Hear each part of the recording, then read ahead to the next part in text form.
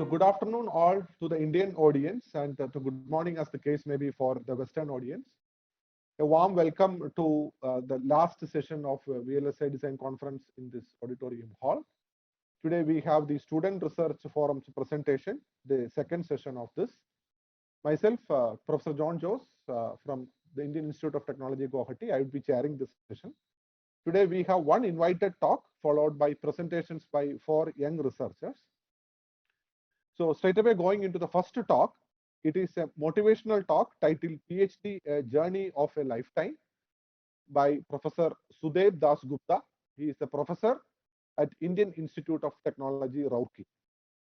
So this talk is taking roughly through the life of a research scholar as we seen from the eyes of a speaker. The talk is direct to the students who are starting their journey in academic research. Through this talk, the speaker is trying to see what are the fundamental aspects of research, why should you do it or not do it, and are you really enjoying the whole experience? The speaker is trying to give suggestions to budding researchers on how to improve their perspective of active research, specifically in the domain of VLSI. He will also try to answer some of the questions which he gets during his journey as a scholar, and hopefully this will try to give a clear picture of the world of research. The talk will not be very subject specific, however, the general trend would be research in science and engineering. A brief bio of the speaker: Professor Sudeb Das Gupta is presently working as a professor and chair of Department of Electronics and Communication Engineering at Indian Institute of Technology, Roorkee. He has authored or co-authored more than 250 research papers in peer-reviewed international journals and conferences. He is an expert member of the Global Open University, the Netherlands.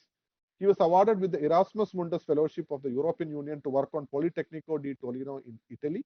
He is also the recipient of the prestigious IUSSTF Award and the DAD Fellowship to work in TU Dresden, Germany.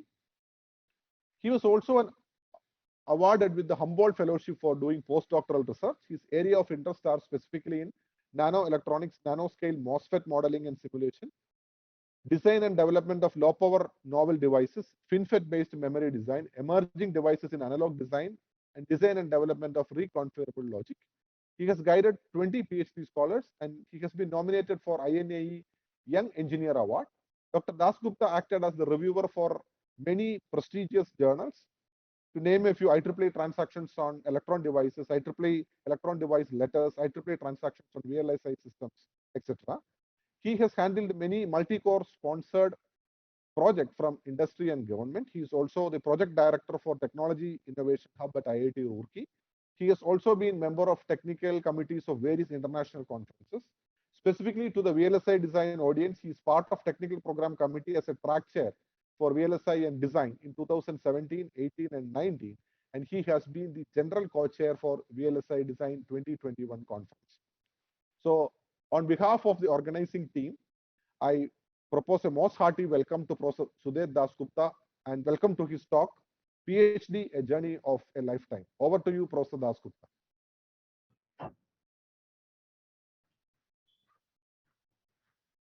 Hello, everybody, and welcome to the invited talk on Student Research Forum at VLSI Design 2022, which is being held in a online mode or a virtual mode. So I thought of giving you a brief idea about research in science and engineering. And what you see in front of you is our administrative building at IIT Roorkee, which happens to be one of the important landmarks in engineering education. So before we start, let me give you some key questions which you can ponder as we move along for the next 15 minutes. And primarily, the major questions which I also asked when I started my journey as a research scholar is how to do a scientific research, right? That's the first question which comes into mind. And why do you want to do it, right? How to plan and manage your project. So given a project and given a set of deadlines, how will you be able to match those two together so that you are able to complete them in a proper fashion within the dedicated timeline? We should also know how the research results are basically assessed, right? which means that who assesses them, and once they assess them, what are the criteria for these assessments, and very key results, very key important issues. For example, do you want to publish the results? Well, yes, of course, publication is important because you need to disseminate the information, but is it the only goal of research? Well, I personally don't feel so, that the publication is the final goal of research. It's just a byproduct of the research. So just to answer these few of the questions, let's look at some of the basic pointers for the meaning of research, right? If you open any of the Wikipedia, go to any of the journals which are in the open domain, which says that research is a systematic process of collecting and analyzing information to increase our understanding of a phenomena under study. Which means that given a phenomena which is there in front of us, which I'm visually having a look at, can I explain it with certain sets of information which will be useful in understanding those physical observations, right? Now, to do that, though the research definition comes in about 4 lines, but understanding it takes a lifetime, right? So according to Albert Einstein, he said that if we knew what we were doing, it would not be research, right? And so therefore, my young friends who are just putting their step on doing a good research, academic research, my first point of contact with you, or first point of advice to you is, let's not redo the same thing once again, right? You should add value to the research, right? And this value addition will only come when you do a proper literature survey and you know already what people have already done. So it's no use reinventing the wheels once again. So the word research is composed of 2 words, re and search, which means that you want to search the whole thing again, but please understand the perspective is something different, right? You can search it, but can you add value to that search is what we are looking into. Now, the research process must be taken with the frame of a set of philosophies. You see, whenever you got to get a degree, you don't get a degree in PhD in electronics engineering, or PhD in microelectronics, or PhD in say botanical sciences. No, what you get is a PhD or a doctorate of philosophy, which primarily means that you are now at a stage where certain philosophical questions of advanced research can be answered by you, if not in a totality, at least in small sense of it, right? What are those philosophies? The philosophies are to nurture new knowledge, not only to nurture new knowledge, but to propagate that knowledge within your peers, and then have an ethical frame of mind while propagating and disseminating this knowledge. You should be also able to use these methods and procedure and techniques to understand the validity and reliability of your observations and procedures, right? And very, very important, you should be unbiased and objective, right? What do I mean by unbiased and objective? I mean to say that you should not be biased towards the result, right? And you should take every result with a pinch of salt. So what's a research skill? Let's look at research skill. It's basically the learned capacity or a talent to carry out a predetermined set. What do I mean to say by that? Let us suppose I want to ride a cycle. So do I have the basic skill set of balancing a cycle, of putting the cycle on the stand and then bringing your cycle away from the stand? Do you have this talent? No. Then please go back and first learn those talents. And when you actually learn those talents, it will be easier for you to understand it. So therefore, the talent or the learned capacity is very, very important when you're developing your research skill sets. So therefore, if you look at the overall scenario of research, the first thing which comes into mind is basically thinking. You need to think a lot. Please understand, those who are coming new to the research, that thinking is very, very important. Now, just thinking won't help you, and therefore you have to start knowing things, right? What you should know things by looking at literature, by discussing with your peers, and then comprehending the thing and doing the problem solving, right? And therefore, a very important critical and creative thinking is very, very important. Second is, especially in engineering research, you need to find out very useful problems, right? Don't look at the problems which is already being solved, right? So there where your advisor will come into picture and help you out, right? To do that, you need to do a very good literature survey before you move forward and developing your skills. As a researcher, it is not only important that you do good job in searching and doing good work, but it is also very important that you are able to disseminate the information to the subsequent person in your lab, in your domain area, in a very well-defined manner without any ambiguity. That is the oral skill. And then you should have also the written skill, how to publish a paper, right? Generally, how to present your work in a fora. You should be able to defend your work in a fora, right? How do you do that? By using publications, by going to presentations. For example, in VLSI design, you can come and share your persons. People will ask questions, which some of you might be able to answer, some not, doesn't matter. But then you should be able to own your work and give appropriate reply, and that should be developed through publications. Very important in current scenario, time and stress management, and you should be also aware of the professional ethics. You are already aware that in a PhD, in a UG life, if you do an undergraduate research, the life is generally managed by teachers, right? And there's a well-defined course structure which you need to follow. Whereas in a PhD, you do not get a well-defined problem. You get the peripherals of the problem, which means that you get the contours of the problem, but to define the problem is your job, and that can be done by with the help of your advisor, right? And therefore, research has to be very much independent thinking. When I say independent, I mean to say he should have even independent of his advisor. Very, very important. You should question your advisor very often, right? You should not take his word as the God's word. Well, they are obviously more experienced than you are, but then you should always logically try to structure the problem and discuss with your advisor. So let's look at, it's basically therefore research is an arduous labor and therefore needs a breadth of knowledge, right? So for example, in VLSI design area, if you are trying to do on microelectronics and you want to use it in circuits, a good idea of devices is important, but then a good idea of circuit analysis is also very important, right? Therefore, a breadth of knowledge across the domain will be quite interesting. You need to be persistent in concentrating in a particular domain rather than having shoots or peaks of brilliance, right?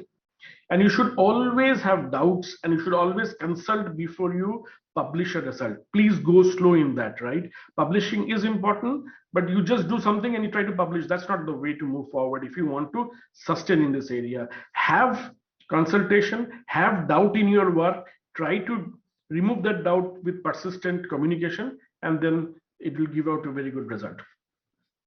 Some of the very interesting, and there are people working in theoretical and simulation areas. For example, they try to do validation. There are people working in algorithms, especially experimental. Then there are people working in hardcore coding, testing, and engineering stuff. The basic skill set, even in science research, is not different from what you do in engineering research, right? So you have a theoretical framework, you do have a methodology. With your prior experience and observation, you try to conceptualize the whole thing, and then finally you find out certain results, which might be good, which might not be good, doesn't matter, but you find out a result, right? Even doing a research which tells me that this is not a good way to move forward is by itself a good research, because you're telling the next generation that please don't try to move across this same path because I failed in this path. Then participate in academic systems. You should be a good reviewer, and you should be able to help review people when you grow to a certain stature, of course. Ethics, very, very important, especially plagiarism is an important in current world. You should have high standards and you should have a high honesty in this domain. And therefore, this good attitude will help you to make the science advance in a general scheme of things. As I discussed with you, nothing new I'm saying, work hard, of course. And if two people with same abilities, if somebody is working hard, he gives much better result. And more you learn, the more you are successful in your life in a PhD domain. Let's look at drive and commitment. Very, very important when you're doing your research. You should be committed to your research. You should own the work which you are doing, right? This is not a 9 to 5 job as you will do it in a government or in an organization, right? It is a 24-hour job, and the idea can come anytime during your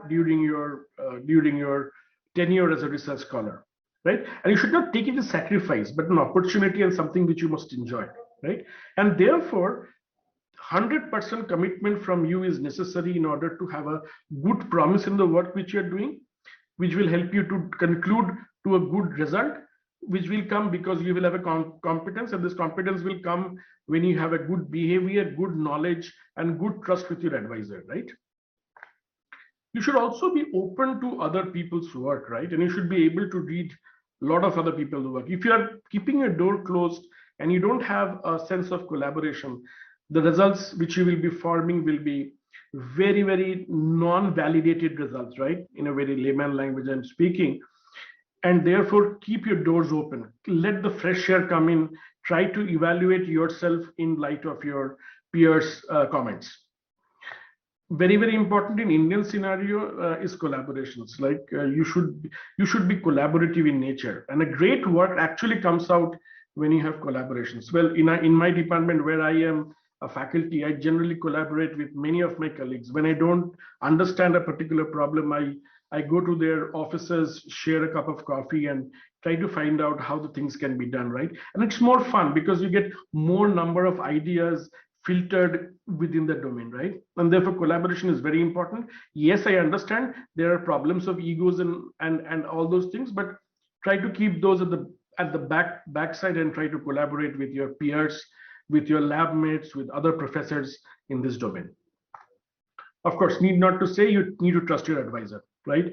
Your advisor is not your God for sure, but he is the one who will always be at the back of you, supporting you through your journey of academic research, right? So have trust in your advisor. He will never ever want you to be falling behind, because you understand that a student doing good also gives a positive impact on the advisor. So I am known by my students, right? Similarly, you will be known by your students when you graduate certain students in this domain. So just to coming to the ending of the talk, what are the career opportunities after PhD? Well, sure, you can be a professor, just as I am, just as many of the people are. You can actually go into industry and many R&D sectors. Our semiconductor industry in India is opening up like anything after the current government of India semiconductor policy. And I would expect a good PhD in semiconductors and VLSI embedded system will be the cornerstone for your success in this domain, right? Of course, policy making, for example, R&D policy making. There are many people who are in the MIT, for example, in Ministry of Information Technology, who are actually PhDs or postdocs who contribute very much to the R&D sector, policy making sector of the government of India. Of course, there are journalism, publishing house, and so on and so forth, and you can be quite interesting. You can contribute there with your research. Right. So just a good reading, you can have a look at this link which I got, Richard Hamming's UNE Research, and maybe this will help you out to make it further better. Just to end the topic, I got this nice cartoon from one of the PhD cartoon books, and you see from the x-axis is the year in which you will be doing your research, and y-axis is the student motivation level, and it's almost give you a sinusoidal curve, right? And why? Because you are having a blissful optimism as you enter research. You are full of ideas.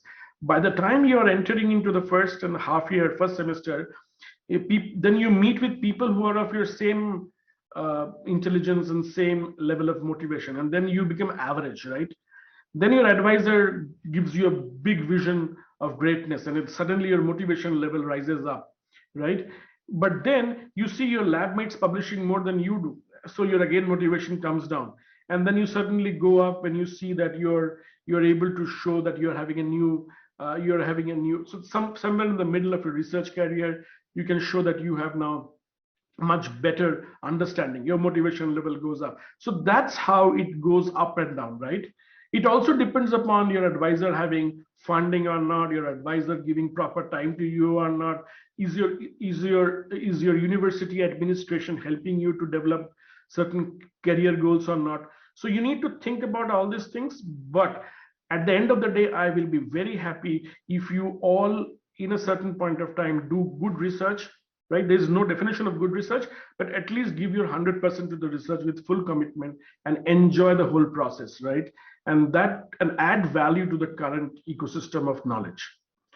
With this, let me thank you all. I also thank the organizers for giving me an opportunity to share my views with you.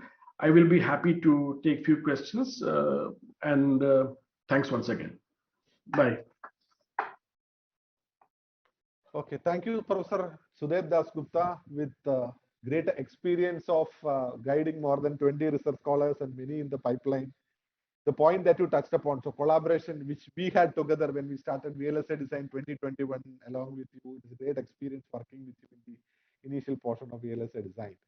So one question that I would like to have is, with a lot many universities so mushrooming, and PhD has kind of become a mandatory de facto thing for faculty members, and people generally choose an easier path where an easy PhD, an early PhD with journals publishing overnight in 2 weeks. And what is your general comment to the Indian young engineers, like how to do PhD, where to do PhD, and where to publish? Thank you, Professor John, for your nice words and comments. Yes, I agree with you. The trend is currently towards that only, wherein you do, the concept is publish or perish. And unfortunately, that has arrived from the fact that uh, in all your promotion in faculty avenues, the quantum of publication is seen rather than the quality of publication. Now, and therefore, all of us strive for maybe a second grade journal or third grade journal where the publication rate is very fast, but it ends up more so in the dustbin. So my take on the subject is try to keep your work very focused in a particular domain, and try for very good journals. For example, in my domain in which I work, we generally send papers to IEEE, TED, and in conferences such as IEDM, CISPAC, ASDARC, and then we try to get good reviews from there, right? And that does a very good error correction within our system. So try for the best journals, and then if you are failing there, try to improve your work and then try once again. So whatever you see in front of you is just a small piece of iceberg. I think Professor John is also equally very experienced person, so he must also understand, you will also understand, all of you, that for every success there are more number of failures in the back. So but failure as a researcher should not desist you from doing good work. So I think that is what I wanted to say. So thank you, Professor Sudev, for the answer Pleasure. that has been given. So one question is, generally when we get scholars coming to PhD program, some of them would have been already married with the extended family. And what is your general advice to work-life balance when scholars are already in family, and then how do you manage? Because you tell 24 hours availability, and you might experience the same problem for some of your scholars. And how did you handle it? Correct. I'm still in that same problem of handling my work and balance. I generally go back, just like you must be going late in the night, and I'm allowed to go inside my house. So that critical work-life balance is important, because you see, whatever stress we have in the department, your family is a very good stress sink, right? So I would always suggest you have fun, do good research, but also have fun with your family, because this is the golden time when everybody will say that do research, agreed, do good research, but at the same instant of time, try to spend time with your family, have a very good work and fun balance between each other. I think that's a way to move forward. And it comes, different person have different perspective of that. So I leave it to the listeners to decide how much percentage they should go ahead. So thank you, Professor Sudev. I think we are Thank you, now sir. running Thank you. short of time. I So it was agree with you. a wonderful session to start with our young scholars to talk Sure. about the life of a PhD scholar from your own experience.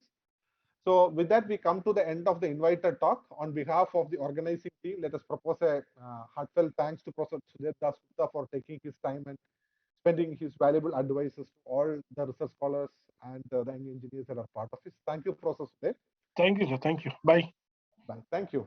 So we now move to the Student Research Forum's presentations. We have the first speaker. She is Mithali Sinha. So Mithali is from IIIT Delhi. So the title of the work is Performance-Aware Design Space Optimization and Attack Mitigation for Emerging Heterogeneous Architectures. Mithali is a PhD student at IIIT Delhi. She is working on the domain of computer architecture with a specific focus on heterogeneous system design. She will be discussing her PhD work on performance-aware design space optimization and attack mitigation for emerging heterogeneous architectures. Over to you, Mithali. Hello everyone, I'm Mithali Sinha, a PhD student at IIIT Delhi under Professor Sujay Dev. In this presentation, I'm going to discuss about my PhD work on performance-aware design space optimization and attack mitigation for emerging heterogeneous architectures. So the emerging heterogeneous architectures are comprised of multiple CPU cores and multiple GPU cores along with the C of Accelerator cores, all integrated within a same chip and sharing common resources like the NOC and the on-chip memories. So the reason behind the growing number of accelerator cores within the SoC is the 100x power and performance efficiency provided by such accelerators as compared to the CPU cores or the GPU cores. A very good example is the Apple system on chip A12, where a significant area of the die is given to specialized blocks. A growing trend of the accelerators can also be observed through the generation of Apple SoCs, where in 2019 for A12, almost 40 plus accelerators are integrated within the chip. While such heterogeneous SoCs provides power efficiency and performance improvement, there are certain challenges in designing them as well. So the challenges are in application layer, ISAs, how to design the memory hierarchy and on-chip interconnection, and also the circuit level implementations. Other than this, the two main points are the time to market demand and the budget constraints, which lead the designer to integrate third-party IPs within the system, which in turn gives a problem for hardware security. In this work, we look into some of the application layer behavior and try to optimize the memory hierarchy and the on-chip interconnection, keeping in mind the time to market demand and the budget constraints. We also look into some hardware security issues that target the performance of the heterogeneous SoCs. An overview of the proposed solution is as follows, where we try to look into the shared resource utilization domain and also the performance critical security threats. For the shared resource utilization, we look into mainly the memory and the interconnection part, whereas in security threats, we target the DOS attack or the flooding-based DOS attacks. As a solution, we provide Asm Framework for shared resource utilization and an attack detection framework and attack localization framework for the DOS attack. So let's start with our Asm Framework. In our Asm Framework, we consider an system architecture where the accelerators have scratchpad memories as on-chip memories. The scratchpad memories are software managed caches, and they require some compiler inserted instructions for DMA loads and stores to bring in data from the off-chip DRAM. So the objective function is as follows. Given a area budget constraint, we want to realize the memory configurations of the accelerator reach SoCs, which meets the budget constraint as well as minimizes the overall application execution time. Our framework is divided into two stages. The first stage is the design space optimization, and then we have the dynamic data allocation. So first of all, we profile all the accelerator code to get the memory access pattern given a set of accelerators, and then we give it as an input to the DSO stage, which also takes the resource constraint here, the area budget as an input, and it gives the best memory configuration as an output. This is given as an input to the second stage, that is the dynamic data allocation, which finally gives us an efficient memory configuration as well as a data allocation. So the objective function here in our work is reduced to this, where we want to target the memory access time because we are targeting the memory configurations of the accelerator reach SoCs. Here the let PRI and let SH denotes the latency of accessing the private memory and latency of accessing the shared memory, which we define as follows, where access latency is a constant of accessing the memory itself, And the DMA-led PR and DMA instruction-led PR are related to the DMA transfers, which we try to model it in accordance to the memory. The port latency denotes the contention at the memory port, at the private memory port for PR. Similarly, for the latency of shared memory accesses, we denote C2, we denote the DMA-led SH and DMA instruction-led SH for the DMA transfers and the port-led SH, but we include an extra term that is the NOC-led, where we want to also include the NOC latency for accessing a remote shared memory. So this is our whole objective function, and the constraints are defined so that it meets the minimum performance requirement of each accelerator core. This DSO stage of our SRF framework is solved using the MATLAB optimization toolbox. After this framework, the DDA framework is projected as a generalized assignment problem, and we formed this allocation algorithm to perform the shared data allocation dynamically over all the shared data. So these are the results of ASM framework where we find a performance improvement of 25.42% of our baseline architecture that does not share the memory, and energy efficiency of 23.48% and area savings of 43.77%. Our second work targets the flooding-based denial of service attacks, or the DOS attacks. So this is because of the infeasibility of verifying all the third-party accelerator IPs when integrated together in the same SoC, where it can create some vulnerability and create such an attack where a malicious IP or an attacker node floods the network and congests the network with useless packets targeting some victim nodes. So we propose our attack detection framework, but before that, we try to look into the data samples of such accelerator reach SoCs, where we found that in the literature, the attack detection frameworks are tackled using manual threshold setting, where they want to distinguish attack and non-attack traffic. However, such manual threshold setting is error-prone and strenuous in case of the dynamic nature of such accelerator reach SoCs. Therefore, we provide a machine learning-based solution that dynamically tunes multiple features to appropriate threshold for accurate attack detection. Our attack detection framework is divided into two levels, where the first low overhead sanity check raises an attack flag whenever the timeout is more than the accelerator execution time. So after the flag is generated, the event-based attack detection framework is initiated, where we collect the feature statistics from each node on the network, and then we initiate the ML detection model. These are the features that is used to train the ML model, where we have the inter-packet interval, router buffer waiting time, packet delivery ratio, global average delay, and the number of active accelerators. To minimize the overhead of collecting traces for each node, we divide the network into different clusters, where each cluster has a cluster head which is responsible for collecting the traces for all the nodes in a cluster, and then in step 2 it transfers all the features to a particular node which runs the ML model. So the detection results are that we found. So in our results, we found that attack detection accuracy is given as 97.4%, whereas the increase in accelerator runtime is merely as 1.84%, and the traffic and there is a minimal traffic overhead of 0.57%. Our third solution is for DOS attack localization, where we want to trace back the attack path and find out the malicious IP that is creating such attacks. Our attack localization framework is our sniffer framework, where we suggest that each and every node has a perceptron model, and there is a modified router architecture for collecting traces, where the perceptron model is trained on this 3-feature metric, that is the buffer waiting time, interfleet interval, and virtual channel occupancy. Whenever a victim IP or a VIP triggers for an ongoing attack, it initiates the local ML model, which then checks whether its local IP port is attacked or not.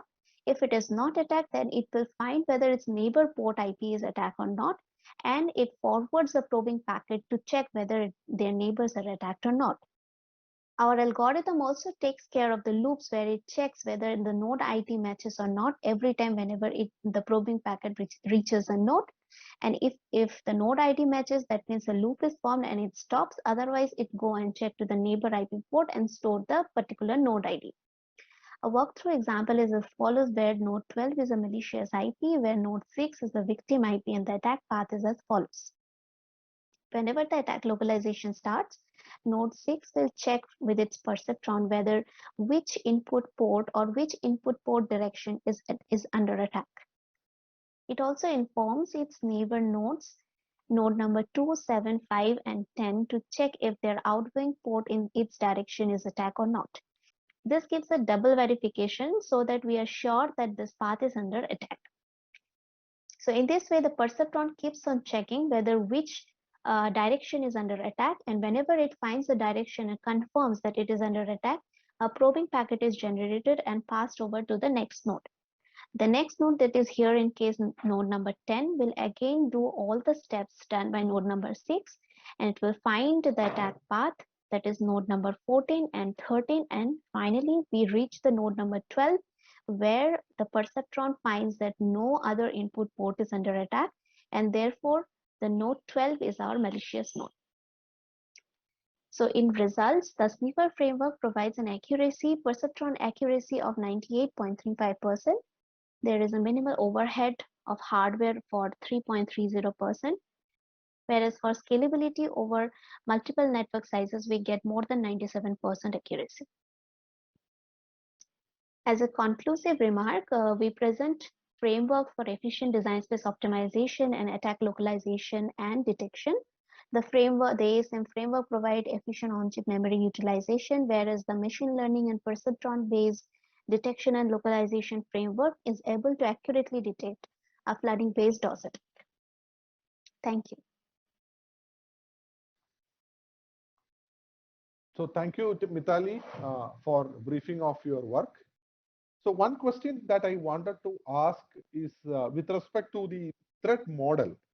So you are talking anything about a hardware Trojan that is going to create this flooding attack? What is the threat model that you use? Yeah. Yes, so we have considered a threat model where there is some malicious construct like a hardware Trojan within an IP, which is a third-party IP, and we can't verify it completely.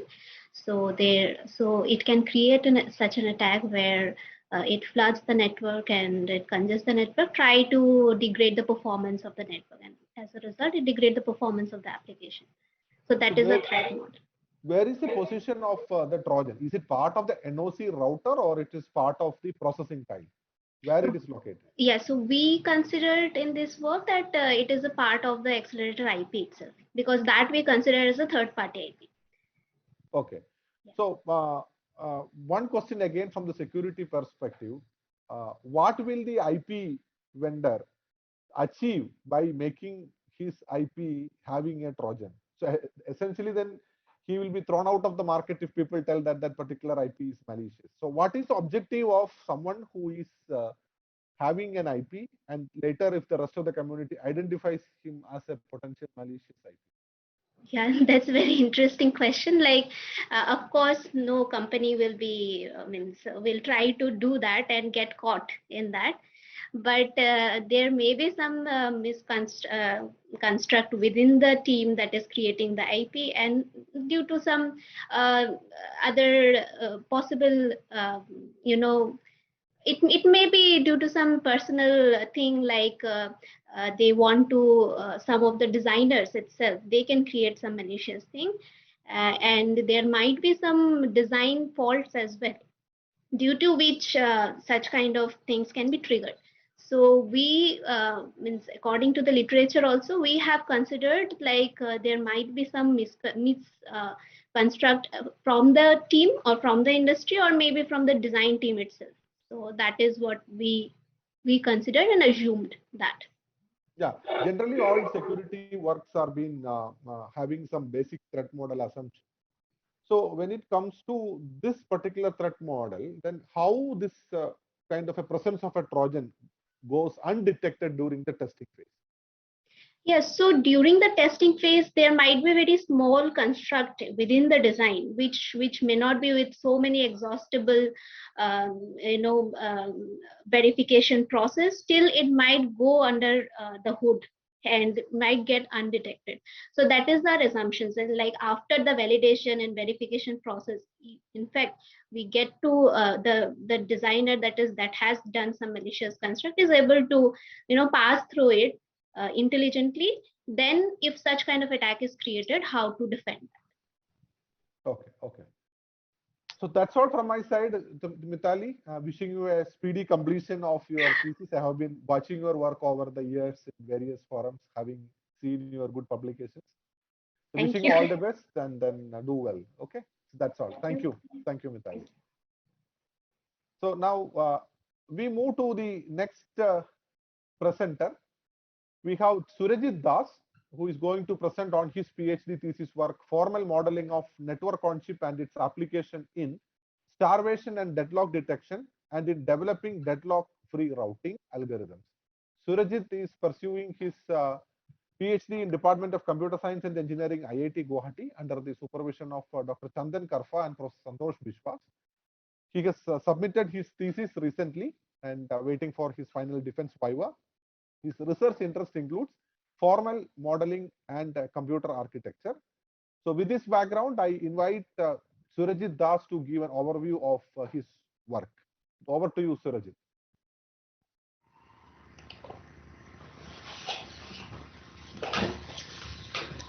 Thank you for giving me the opportunity to present my thesis on formal modeling of network on chip and its application in starvation and deadlock detection and in developing deadlock-free routing algorithms.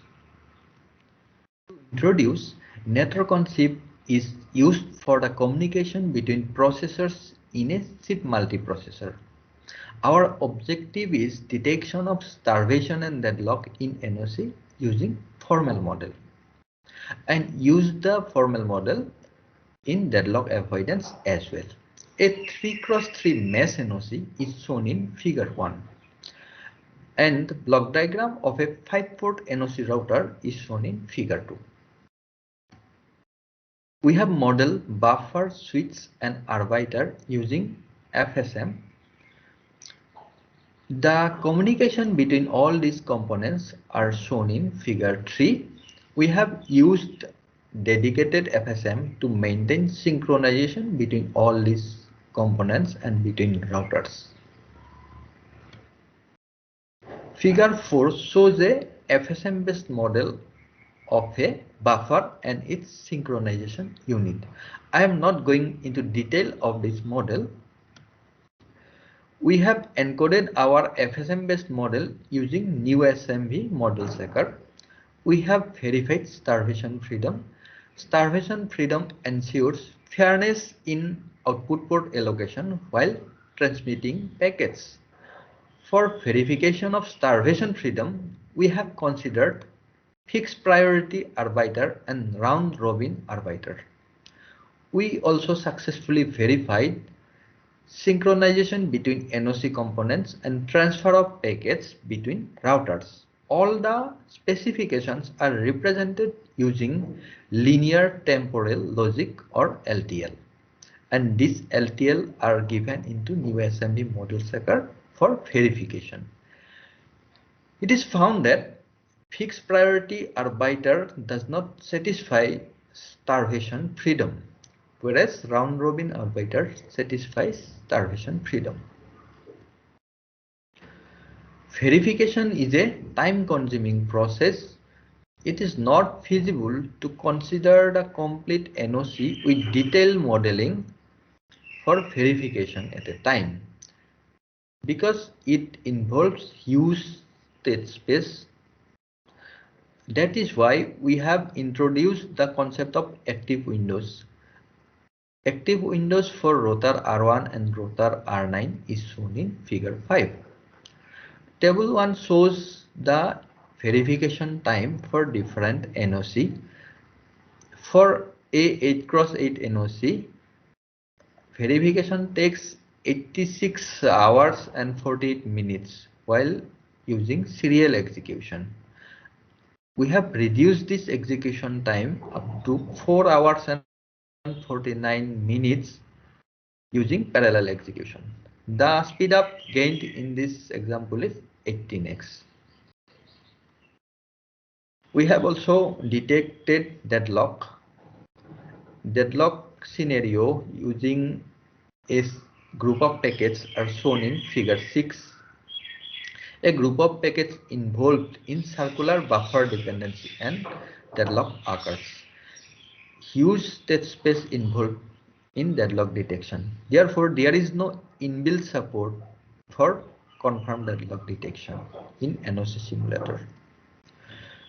The NOC components executes in parallel, and it is important to maintain synchronization between all the NOC components. CFSM or communicating finite state machine is useful to modeling such parallel system. CFSM maintains synchronization by using message passing as shown in figure 7. Whereas for FSM based model, we need separate finite state machine to maintain synchronization. That is why we have used CFSM based model in our deadlock detection work. I am not going into detail of our CFSM based model. Table 2 shows number of CFSMs for different NOC.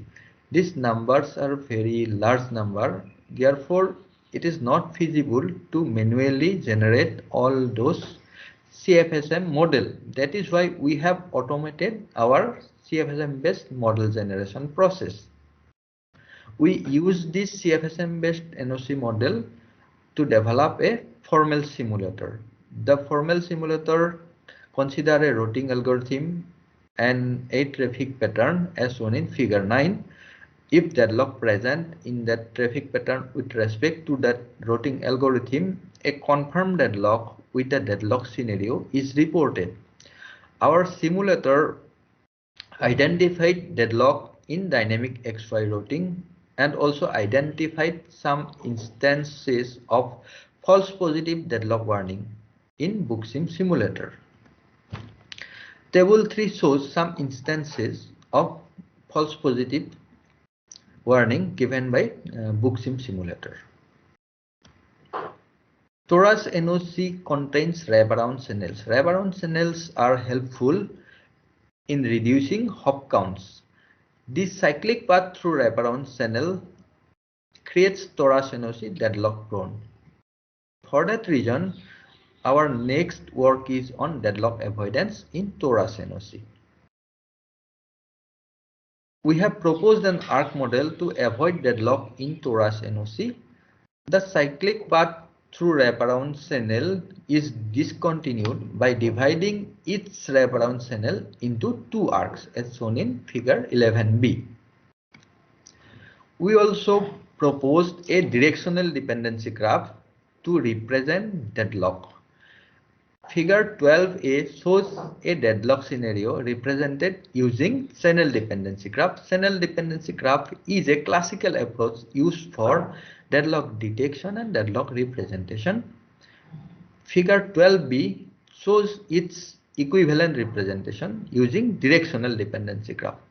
The DDG graph have more information including turn information, direction information and wraparound channel information. These informations are helpful in deadlock avoidance. One application of DDG is in deadlock detection. We have considered two arcs and XY turns and we have applied DDG. A DDG cycle is formed as shown in figure 13b. In this cycle, a sequence of packets might present to form a deadlock situation. We have identified 14 such deadlock-prone arc pairs using XY turns. In another example, we have applied DDG and cycle creation is not possible for these two arcs. We have identified 14 such arc pairs where deadlock are not present. We have developed 3 routing algorithms using the proposed arc model, and we compared them with up-down and first-hop approach. Our algorithms does not use any additional resources like buffer or virtual channel, and up-down and first-hop routing also do not use any additional resources. That is why we have taken these 2 algorithms for comparison. Algorithm 2 saves better hop counts after 9x9 torus NOC, and algorithm 3 saves better hop count in all the cases. To conclude, we have presented a detailed modeling of NOC using finite state machine and detected starvation. We have presented a FSM based NOC model for application specific deadlock detection. We have proposed ARC model and DDG for deadlock avoidance in torus NOC. We have demonstrated deadlock-free routing algorithms for torus NOC using the proposed ARC model. Our future direction of works are developing more efficient routing algorithms using ARC model and turn distribution. Another future direction of work is automate the process of deadlock detection and deadlock freedom using directional dependency graph. Another future direction of work is to upgrade our formal simulator for live lock detection. These are some publications from this research work. These are the references. Thank you. I am ready for questions now. Surajit, thank you for the wonderful presentation and talk that's been given covering all aspects of your PhD thesis. Of course, favorite topic, network on chip, very near to my area also. One question, Surajit, what are the sizes of the network that you have covered? Is it only 2x2 or larger size? I have covered from 2x2 up to 12x12, sir. Okay. So from 2x2 all the way up to 12x12, and is there and have you worked with any adaptive routing or only static routing that is being used? Sir, that dynamic XY routing is a partial adaptive routing, and other algorithms are deterministic routing, sir. One is partially adaptive, sir, dynamic XY, sir. Okay. That we have detected deadlock in that algorithm. Okay. So since you have already submitted thesis, if someone approaches you, this is a hypothetical question. If someone approaches you, like they wanted to work on the same topic, especially on the dynamic routing aspect. Yes, sir. What would be your comments to them? How challenging it is going to be to come up with a deadlock-free model? Because the adaptive routing will have more of deadlock issues. Yes, sir. Okay. So what would be your comment to a fresh researcher who wanted to explore this domain, yes, sir. especially in adaptive? Yes, sir. Then when a adaptive routing algorithm is given, at first I will figure out what are the turns, what are the wraparound channels are permitted in this adaptive routing. Still, I can make a set where set of turns and wraparound channels in that algorithm, and after getting those turns and wraparound channels and all permitted moves, I have to apply directional dependency graph on that algorithm. After that, my DDG will able to detect whether predict whether deadlock is present or not. For detection, I have to implement the algorithm, and using some traffic patterns, I have to run it in the simulator, sir, in that our formal simulator. So all these things will work fine when you are going for a predictable minimal path. Okay. Yes. So modern NOCs are exploring, considering the traffic scenario and congestion, they may be exploring about non-minimal paths as well. Yes, so when sir. you come to non-minimal paths, and then the possibility of cycles are obviously there, and yes, it's sir. been broken with the help of congestion management. Yes, sir. Would you recommend the same approach can work for non-minimal, or is there any fine-tuning or tweaking required? For that, sir, additional tweaking is required. We make it more adaptive so that some deadlock might present, but we have to control it by applying congestion control or some other methods. We have to control that. intelligently. Okay. But then still there is a formation of cycle. Obviously, Yes. when you go to non-minimal cyclic path, Yes, could sir. be there. But Yes, then a simple detection of cycle, which is the basis of your algorithm, may not be applicable in this case. That's what Yes, I sir. am able to understand. Yes, sir. In that case, I am able to tell that these cycles are possible, but to avoid that cycle, maybe if congestion level is up to this, I have to apply some measures. Okay, I got it. Okay, Surajit, there are no other questions from the audience, and then I hope that you will be able to defend your thesis well and then planning to take up some job.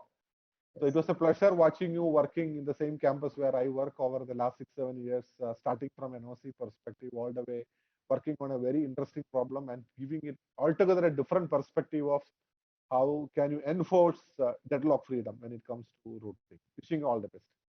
Thank you, sir. Thank you very much. Okay. Thank you, Surajit. We now move to the next speaker. We have the next work on design of hardware accelerators, convolution neural network based image inference engine, focusing on performance and energy efficiency improvement. So the speaker is Deepika. Deepika is a research scholar and CSIR senior research fellow at Department of Micro and Nano Electronics at Vellore Institute of Technology, Vellore. Her area of interest is specifically on hardware accelerator for convolution neural network applications and medical image processing. So without much delay, I welcome Deepika to share her work. Over to you, Technology, Vellore. The presentation is focusing on performance and energy efficiency improvement on design of hardware accelerator, convolution neural network based image inference engine. The overview and the motivation of this presentation, nowadays and future, convolution, machine learning and deep learning, hardware accelerator based computer vision applications such as medical, agriculture, and automobile and industrial fields are playing the very important role. The inference engine is nothing but the offline training and offline online testing method. It needs to process the data for the required applications. The energy the inference engine, how to adapt the artificial intelligence, especially deep learning and machine learning techniques to process the deluge amount of data sequences in an effective time. The standard image-based convolution neural networks such as LeNet, AlexNet, VGG 16 and 19, GoogleNet and ResNet originates under the deep learning techniques for the application of classification and detection. The challenges in convolution neural network and hardware accelerator, we analyzed and we found the following three techniques to improve the overall convolution neural network hardware accelerator. The first one is appropriate data format representation for weight and input feature map present in the convolution neural network model. The second one is designing the efficient processing element for the architecture. The processing element is nothing but the every convolution neural network models contains the 90% of processing element. The processing element is nothing but the multiplication operation. It is followed by the addition.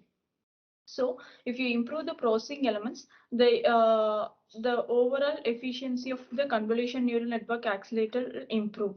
The third strategy is data flow scheduling and control strategy for storage and processing the convolution neural network dominant data. These three techniques, this three strategy is to improve. In our research work, we improve this three strategy and we efficiently design this three strategy to improve the overall convolution neural network accelerator. The first one is analyze and design of convolution operator for high speed and accuracy for convolution neural network model. The inference engine model needs optimum data format to represent the input feature map and pre-trained weights and kernels. It reduces the convolution operator complexity to maintain a certain accuracy. Considering the hardware flexibility and the loss of precision, the proposed CO has the proposed convolution operator has implemented multiplication in combination of fixed point and floating point and addition in fixed point. The MATLAB-based precision and range analyzer are preferred to decide the optimum data format. We analyze the outcome of this work, we analyze the different types of data format and reveals that the 16-bit fixed point and half precision floating point representation are needed for input, feature map, and weight respectively. So in this figure, we propose the different data different data format called the combination of 16-bit fixed float data format, which achieves better accuracy. So the 2x1 CO, the 16-bit fixed float data format is designed. The trade-off analysis of the convolution operator with the proposed data format is done with the 16-bit fixed point and single precision floating point and half precision floating point. The proposed convolution operator achieves nearly 97% of accuracy with compared to this baseline data format, which is nothing but the single precision floating point. This is the table analysis of different data format with our proposed design, and also we analyzed, we compared with an existing data format. The proposed data format achieves 97.53% accuracy in AlexNet and 97.41 in VGG60 and 97.33 in VGG19. So the hardware implementation of this, our data format representation, proposed 16-bit fixed float representation requires 22% of lesser area and 17.9% of lesser power than the half precision floating point at 250 MHz under the 65 nanometer technology library. Also the performance of 750 mega operation per second and the efficiency of 24.22 tera operation per second per volt are achieved. So in this plot, our proposed method achieves the better trade-off power and area compared to the half precision floating point and single precision floating point. So the second one, designing the convolution array. It is nothing but the array of processing element with high performance energy efficiency architecture for convolution neural network. The performance and efficiency of CNN based inference engine has depends on the operation per second and the power consumption. The array of processing elements are proposed with the trivial skipping method. For the CNN inference engine, space-based trivial computation skips on input feature map to improve the energy efficiency and speed. The sparsity analysis is applied layer-wise on the standard CNN layers. Means approximately from the analysis, sparsity analysis, 80% to 90% of zero valued IMF are present in the CNN models. In the convolution array of 3x1 with the control of 0 deduct bit units for multiply accumulate array is proposed. This 0 deduct bit has adopted the improved rectified linear unit as shown in figure 3. Means already the ReLU is followed by the convolution operator. So that to make the efficient processing element, we improve that ReLU unit with by introducing the deduction bit, single deduction bit. So it converts the input feature map is less than 0 to be 0 and launch the deduction bit to be 1. This deduction bit activate the effective operation mode and skips the 0 valued multiplication and also it acts as a load balancing and indexing for the data flow moment. So 3x3 modified processing element is proposed using this 3 compress 0 skip 3x1 model. The architecture of 20 processing element array is implemented using the 65 nanometer technology, which achieves 90 zigo operation per second of performance and energy efficiency is 3.2 tera operation per second per volt. The average energy consumption per feature and performance are 7.7 times lesser and 2.4 times more than the existing CNN accelerator with the reference 8, 9, 10. Third one is the improved data movement and data reuse strategy. This strategy, the complexity and scheduling can be optimized using the data movement techniques and reuse the data between memory to processing element and off chip to on chip memory and vice versa. Instead of processing the two-dimensional feature array, we introduced the 3D array which maximizes the feature and data reuse. Thus, the MATLAB analysis is done with the 11 different 3D feature array combination for the consideration of PE size and the overlap feature column and rows. It's shown in figure. So we analyzed with the different combination of 3D structure in this with the factor memory required per feature array and data reuse and the number of feature array required per layer. Based on this three factor, we found that 8 cross 8 cross 32 achieves the better, found to be best. So the optimum size of 8 cross 8 cross 32 3D feature array combination was preferred based on the three key factors. So the outcome of the strategy 3 from the analysis, the row wise and depth wise strategy is found to be best compared to the existing memo processor. The RD strategy achieves the data transfer rate of 3.3 times with the smaller area overhead. Also, it outperforms the data transfer rate of 1.44 times in processor cost of 1.05 times than the existing IRIS strategy. The overall performance and efficiency of the CNN hardware improvement has been discussed. Each different modules, models is implemented and compared with separately with the state of the art of CNN process. In my research work, we follow the three strategies. We found the three strategies. These three strategies are designed and improved the overall CNN accelerators. So these are the reference. These are the references notable references we used for the comparison of our research work. The acknowledgement, I'm very thankful to the VLSI ID 2022 committee members, organizers, and reviewers for giving the opportunity to present my research work in the prestigious conference. Also, I'm very thankful to the Dr. V. Arunachalam for his guidance and support. I'm thankful to CSIR New Delhi for financially supporting my research through Dac Senior Research Fellowship Award. Also, my research, my publication, this work was published in IEEE Transactional Computers. And thank you all. Thank you. Okay, thank you, Deepika, for the presentation that has been given. I hope I am audible to Deepika. Okay, so Deepika, can you just tell me what is the overall objective of your thesis? Suppose if you wanted to tell in, let's say, one key point from the state of the art, what you wanted to achieve. Yeah. Energy efficient overall hardware, we have to achieve so. The CNN hardware, because if suppose we are taking the architecture, it is like a convolution neural network.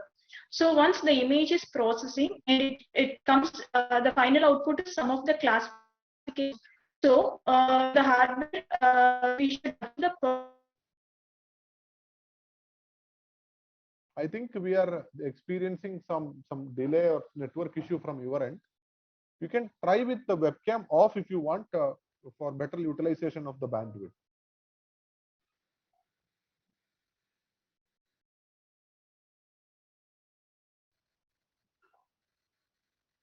Deepika, are you there or?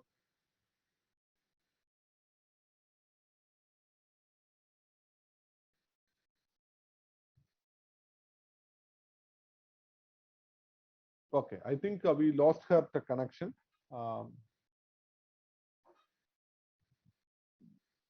Deepika, are you there or are you back?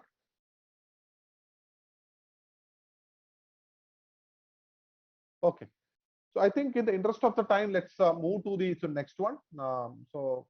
We thank Deepika for the presentation given. Maybe we will skip the Q&A since there is no other question for her. We will skip the Q&A for Deepika and then go to the next presentation. So the next work is on design and construction of precision and sliding pulse generator by Ajit Tukaram Patil, and he is from Vivekananda Education Society's Institute of Technology. So Ajit Tukaram Patel have completed master's degree in instrumentation and control engineering from Vivekananda Education Society's Institute of Technology affiliated to University of Mumbai. Currently, he is working on the design and development of calibration system for high quality nuclear spectroscopy system under the Swadeshi Microprocessor Challenge 2022 opportunity. He is also working as a consultant for Protec Engineering and Control Private Limited, which is a power electronics firm. So over to you, Ajit, for giving an overview of the work, design and construction of precision and sliding pulse generator. Respected VLSID 2022 authorities, Student Research Forum Committee, and my dear friends, my name is Ajit Patil. I have completed my master's degree in Instrumentation and Control Engineering from Vivekananda Education Society's Institute of Technology, affiliated to University of Mumbai, under the guidance of Dr. P.P. Vaidya and co-guidance of Professor Asma Siddhavatam.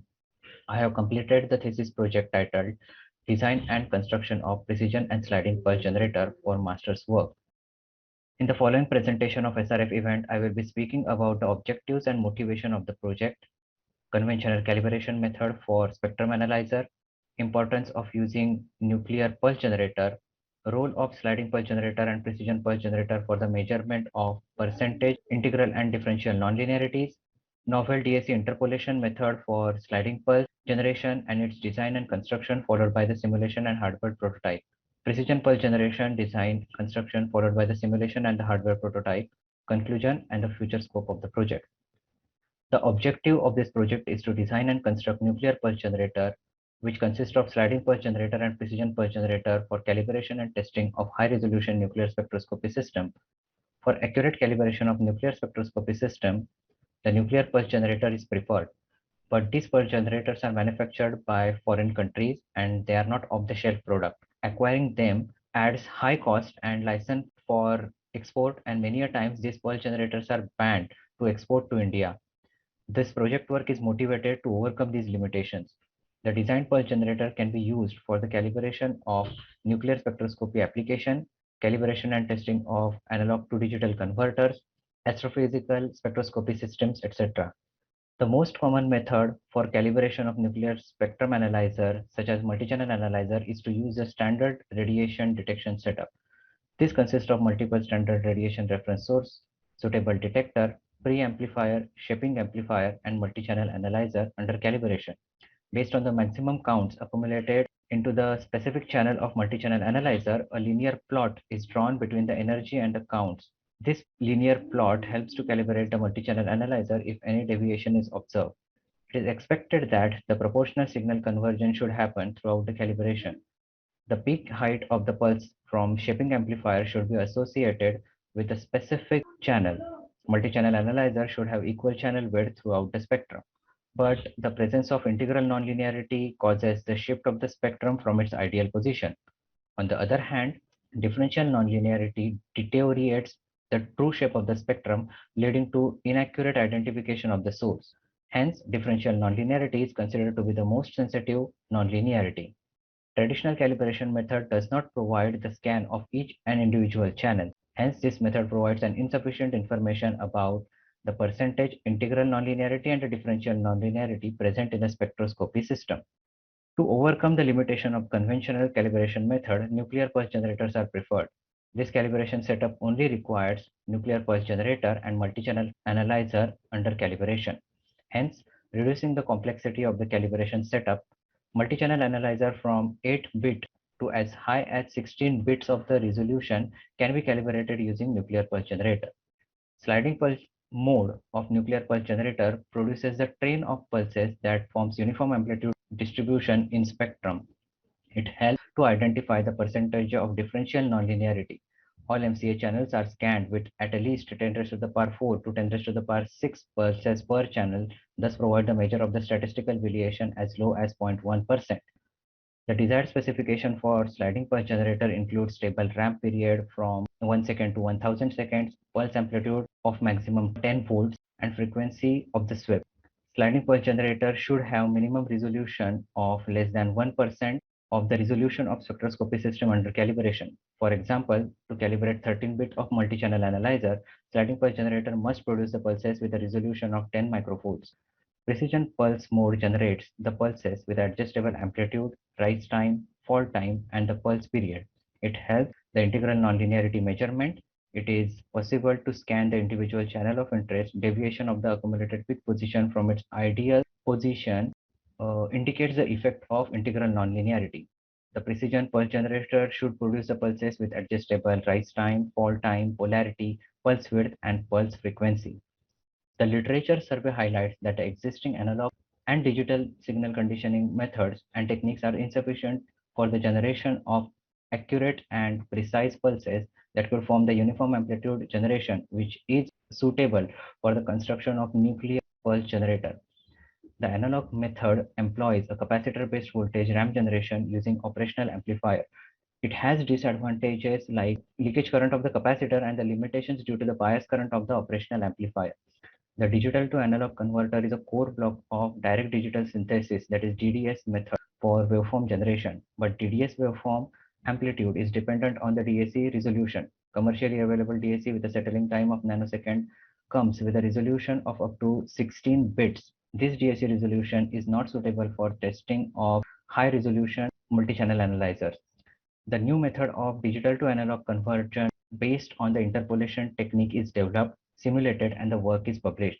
The DAC interpolation method generates the microvolt level step ramp signal. Two multiplying DAC decides the major quantization step of the millivolt level, and the string DAC generates the minor quantization steps in the microvolt level respectively.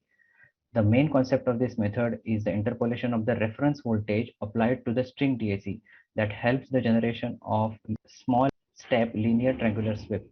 The interpolation is achieved by properly designing and programming the counters associated with the multiplying DAC and the string DAC. The combination of MDAC and SDAC produces the final resolution of the sliding system. For example, the MDAC of the 4-bit and the SDAC of 16-bit produces the effective resolution of 20-bit, and for 10 volt of the reference, 10 microvolt of the expected resolution can be achieved.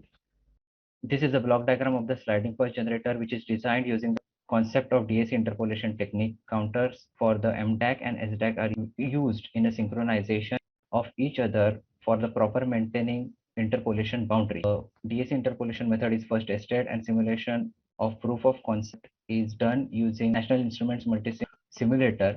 The virtual DACs are used for MDAC and SDAC realization to achieve the desired effect. The discrete signal components are placed to get the base settings and synchronization. The main clock frequency is supplied to the 16-bit counter of SDAC, and its overflow is used to drive MDAC counter. Here, the output of MDAC and SDAC can be seen on the virtual DSO. Interpolated waveform can be seen on the left side of the screen, and the final sweep output can be seen, which is SDAC output on the right side. Now this is a zoomed output of SDAC. Each step is produced with amplitude change of 10 microvolts. Hence, it provides the interpolation concept with successful simulation. Now, after successful simulation, a stable and accurate proof of concept hardware prototype is built. The hardware prototype is developed, tested, and the work is published. The preliminary design is constructed using discrete signal components for interpolation, logic processing, and basic user control. In the second stage, all the discrete components except the multiplying DAC and the string DAC were replaced by the embedded system that uses 13-bit 10C3.6 microcontroller and Altera Max CPLD. The same prototype is modified using Swadeshi 32 bits Parashu microcontroller SoC with Shakti microprocessor. Now this is a form which is showing the image of major quantization steps of 625 microvolts. The multiplying DACs are generating the two voltage level at very synchronous speed. Now this image shows the output from the string DAC resulting in the minor quantization steps and collectively forming linear triangular sweeps from 10 volts maximum and a total sweep period of 50 seconds. The conceptual design of the precision pulse generator is simulated using National Instruments Multisim SPICE simulation. During the design of the required circuit, the technical requirement of the nuclear spectroscopy system is taken under consideration. The output from the monostable is used to control the signal of the analog switch. The simulation unit was designed to provide positive unipolar pulses, which produces the VDAC amplitude variation between 152 microvolts to around 10 volts for 16-bit of resolution. Now this image shows the DS output for the rise time of 0.6 microseconds and fall time of 2 microseconds around. And the simulation result shows the rise time of 1 microseconds and fall time of around 4 microseconds. The hardware prototype of the precision pulse generator based on the resistor capacitor pulse shaping method is developed. The digital control is achieved using the embedded system for control over the number of pulses, pulse frequency, duty cycle, etc. This is the output waveform achieved, can be seen on the DSO screen. This is another screen, another output which shows the fall time of 200 nanosecond and the rise time of 7.2 microsecond. The sliding pulse generator and the precision pulse generator is combined into the one single hardware, and the Swadeshi microprocessor named Shakti with Parshu SoC microcontroller variant is used to control the entire operation. Nuclear pulse generator is designed and constructed with a sliding and precision pulse generation method. Sliding pulse generator is designed using novel Dac interpolation technique. Precision pulse generator is designed using the resistor capacitor based pulse generation scheme. A combined prototype of the nuclear pulse generator module is designed, simulated, and tested with satisfactory results.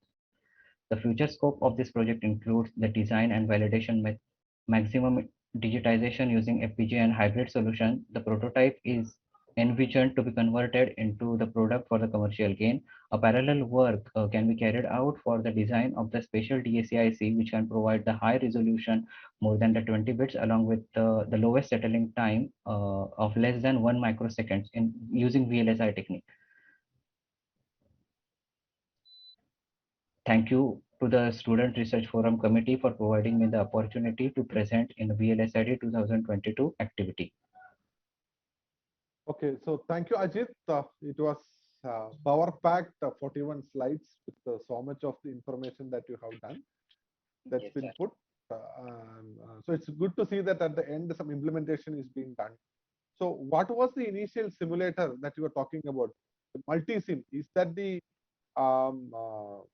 standard one that is being used when it comes to the generation of pulse signal? Or so I'm not familiar with the simulator. That's why Okay. I asked. Sir, first of all, is my voice audible? Yes, you are audible. Okay. Sir, I had two options. First of all, going for the open source simulator, which is called LT-SPICE, and another is the closed source National Instruments Multisim simulator. Fortunately, our research and development lab have purchased the National Instruments Multisim simulator. So it basically provides you an environment where you can use virtual blocks, resistor, capacitor, passive components, as well as active components and microcontroller ICs to simulate your idea on the PC first. See what results they are producing on test probes, multimeter, DSO, which will give you firm realization that okay, your concept on paper will work on the simulation, and you can directly proceed to the hardware with confidence. So that is exactly why we first simulated our concept and then move for the hardware. And so how much correlation it is there when it comes to the numbers that you get in the simulator versus the numbers that you could so potentially obtain if it is done on a hardware implementation? How Okay, closely or confidently you can have? yes, okay. Numbers, truthfully speaking, we were not looking for the numbers specifically, because the interpolation technique, what we have mentioned in the PDF, we wanted to know whether it is realizable on simulation or not. Yes. So yes, and at the end of the simulation, when we zoomed out the waveform, we got the desired resolution from the simulated system, that is 10 microvolt for the calibration of 8-bit multi-channel analyzer spectroscopy system. So yes, that result was sufficient to uh, proceed for the hardware stage. So theoretical, even waveforms was confirmed, and then we moved ahead from that. Okay, fine, good. So do you expect any kind of assumption for the input waveform that you get? Assumption in the sense? Well, like, you know, do you tell that, okay, this wave should have these properties for your approach to work? Correct. So have you assumed anything like for the input that you have? We have assumed certain scenarios initially, we were expecting that we will be getting smooth output, but as we progressed from the simulation to the hardware, since we are using digital clocks, high-speed digital clocks of around 300 kilohertz and more, we were introduced to the glitch and the sharp impulse pulses that were coming at the output. So then we realized that we require passive or active low pass filter. So we have implemented a first order low pass filter, and we have seen that okay, the sharp pulses have been reduced and we are getting the smooth output. So accordingly we have processed, means we have considered something, we have assumed something rationally, of course, but due to design limitations or due to some other non electrically connected parameters, we were stuck. But eventually we have moved forward by again implementing certain circuits or patching of the things. And finally, we achieved the desired result that is required. Okay. So looking back at the whole process of what you have done, because ultimately at the end you did implementation also. From a researcher perspective, if someone approaches you like they wanted to work on a similar line, or Okay. if you are about to do the same work again without knowing, okay, you are going to get this output, what are the things that you would not have done again? Some of the best learning experience from you, that while working with this, okay, now if you look back, you may feel that, okay, this is something that I should not have tried. I should have tried in this way. This was, what was the biggest learning curve for you? Sir, the biggest learning during till the simulation, it was working perfectly. But when we started to construct the hardware, we have huge means variety of components that could be chosen, let us say a microcontroller specifically, which microcontroller do we choose, and what sort of DAC you should use, or counters, whether we should use it discretely or we should use the microcontroller based counter. So that type, that particular decision took very large time. So when I see back, if the Swadeshi micro controller was available at that time, I would have straightforwardly used it. But first we have realized our hardware using discrete component, and then we have moved for microcontroller. So if we had used a microcontroller earlier, then it might have saved our time. But I'm not saying it's a drawback, because eventually we have learned the things from the scratch and we have built to the microcontroller level. So it was a good experience. That is it. Yeah, okay. So it's quite very rare at the end, like people going up to the fabrication level or for development of like the hardware. And there is always this challenge that we will try to address to our students also. Things will work very well in simulation, and then there is a lot of gap that is there with respect to simulation and the hardware implementation of it.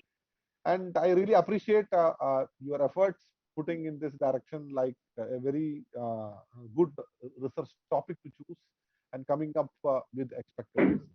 Thank you, sir. So I'm wishing you all the best. There is nothing more from my side. Thank you. Thank you very much. Thank you.